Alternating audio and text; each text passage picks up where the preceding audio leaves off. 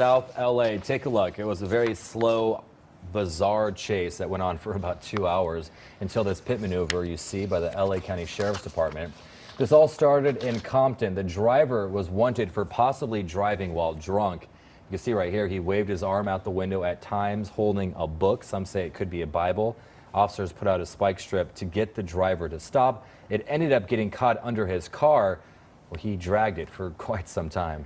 Yeah, the driver made several U-turns, sometimes stopped to talk to the officers in their cars. And this is that pit maneuver one more time. And interestingly, the driver actually gave up and got out of the car before the car even came to a full stop. Look at that moment right here when he opens the door and gets out, and the car keeps on moving. They almost ran him over. Almost. On the ground, the person finally surrendered, obeyed the commands of deputies finally, and was eventually taken into custody.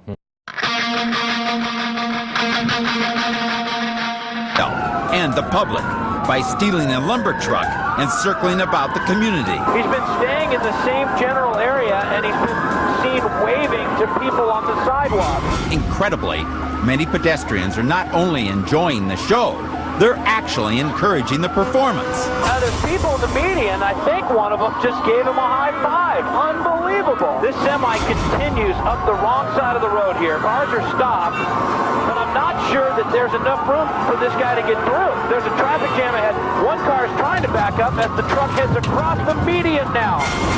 A cruiser rushes forward with guns aimed at the semi's rear tires. The bullets find their mark.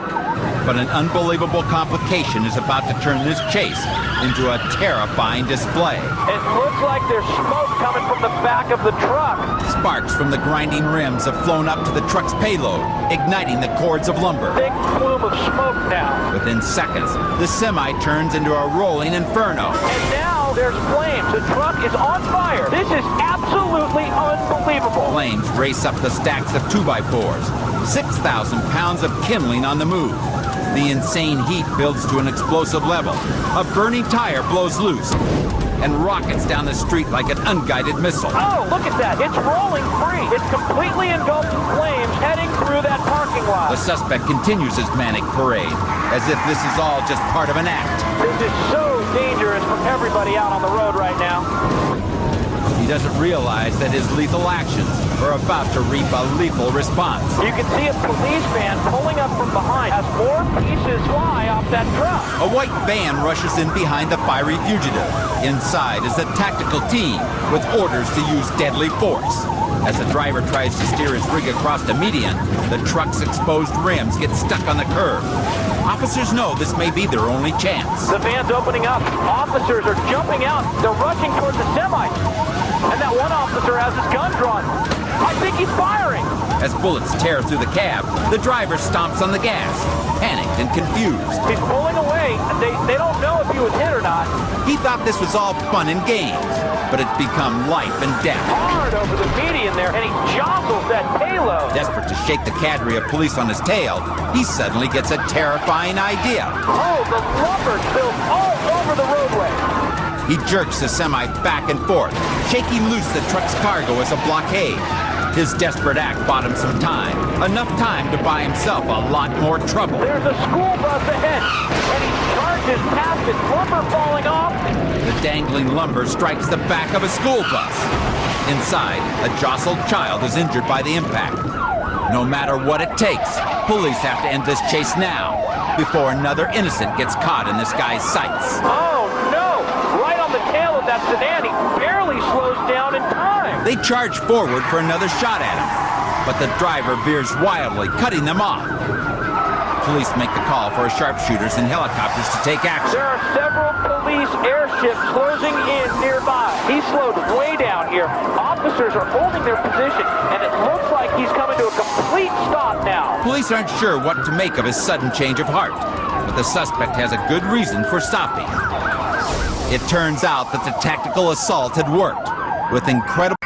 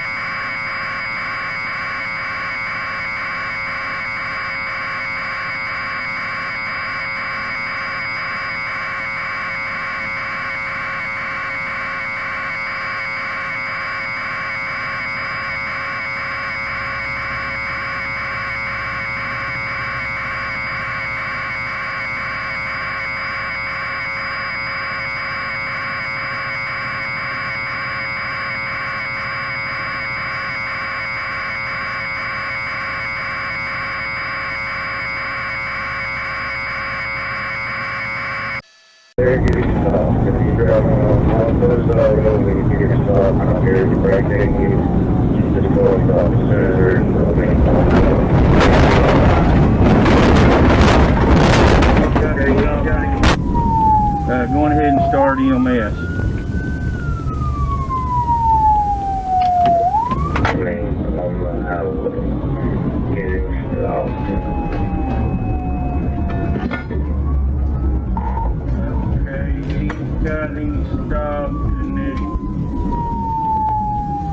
Going ahead and start EMS.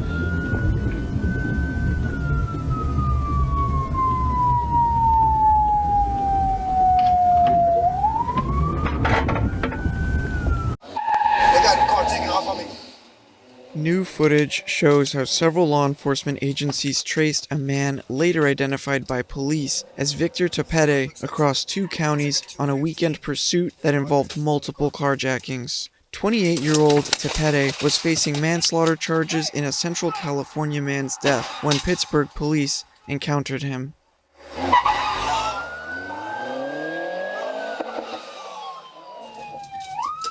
He escaped that night. The next day, Lafayette police approached a different vehicle reported stolen out of Pittsburgh. We have a white truck facing eastbound, right eye of the reservoir. Police said Tepede bolted in a white truck, driving westbound in eastbound Highway 24 lanes. Probably about 60 miles an hour. Still right shoulder. At Old Dam and Fish Ranch roads, Tepede allegedly crashed into an officer's car before he ditched the truck and hopped a retaining wall. He's running towards the freeway. Head on into Lafayette. TC, head on into Lafayette unit, footbell towards the freeway. Yeah, we need units on 24. He jumped on the 24. He's running across 24. We're in all green. Just got hit by a car. Need units on 24. On 24, got hit by a car. We're in all copy code 3 medic. Lafayette unit. Attempting to carjack a white sedan. Attempting to carjack a white sedan. Every unit on 24. He's running up to every car he can. All units to 24. Where was the head on with the Lafayette car? Medical for the Lafayette car. He's forcing entry right now into a car. Forcing entry into a... The car is driving off with him hanging off the car. He's entering the tunnel. Left bore of the tunnel. Or right bore of the tunnel. Copy 215 vehicle, right bore. What's the description on that car? It's a 4-door white Toyota Highlander. He's in the car. 215 it. He's in the tunnel now. White Toyota Highlander, 215 it in the tunnel. White with we lost visual. He's going through the tunnel. It's white with a sunroof. Police said Tepede made it to eastbound 580 from Highway 13 before exiting at Keller Avenue.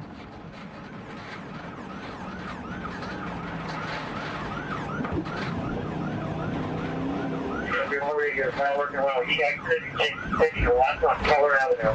Actually taking a left on Keller. Left on Mountain Boulevard for Keller. Now passing Maynard and getting back on west on 380. West on 380 from Mountain Boulevard. Yeah, just TC with another car going the wrong way. Just TC'd with another vehicle. Again, now he's running across the lanes of traffic, running to the south. Southbound across 580, footbill.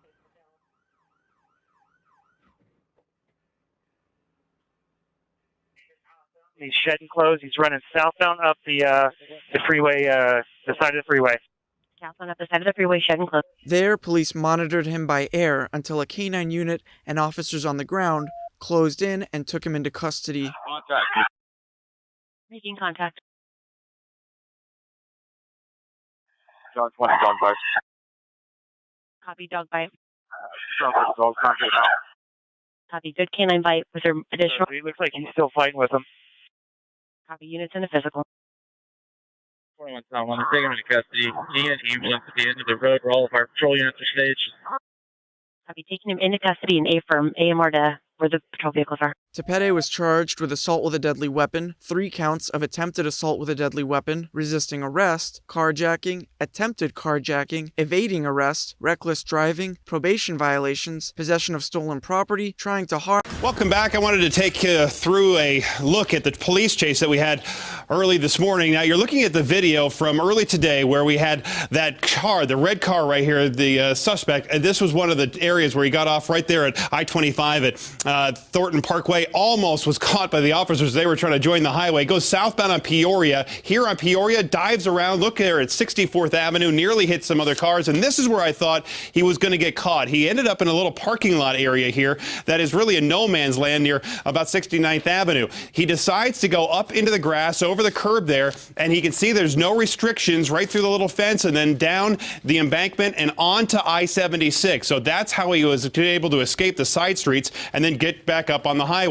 This is where he was going on I-76 for a while, stops. This is where he carjacks that family, the couple. He gets the driver's door open, gets the driver out. The passenger, she jumps out of the car right now and then goes to the side. And this is when he has that gold minivan and then drives away, back going the wrong way on I-76, nearly hitting, look at that, semis, police officers. They try to get the stop sticks out and throw it across the highway, but unfortunately they missed, and he almost missed hitting a few cars. This is later on, after he drove on E-470, after he hit that state trooper.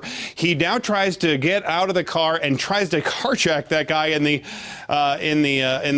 BMW. He then bumps that black car, hits this lady. This is the next car that he carjacks when he just got off of Peoria, just south of E-470. He pretends that, hey, I just hit you. I'm in an accident. What's going on?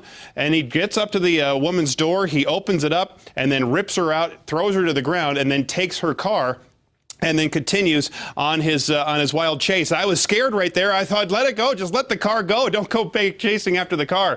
He then comes into the intersection right here at Peoria and Lincoln Avenue, where he causes that accident. The car is undrivable. He jumps out, almost trapped. He wanted to get into that car there and take it again, but he was unable to because of the Douglas County deputy there. And now he's on foot, running through the front yard of that bank. He goes around the bank, slips and falls on the snow, loses his jacket, and eventually goes over to a fence where he can't get through anymore. And this is where the officers eventually get him without any other resistance, which was thankful news. So a very scary chase that lasted about 45 minutes or so this morning.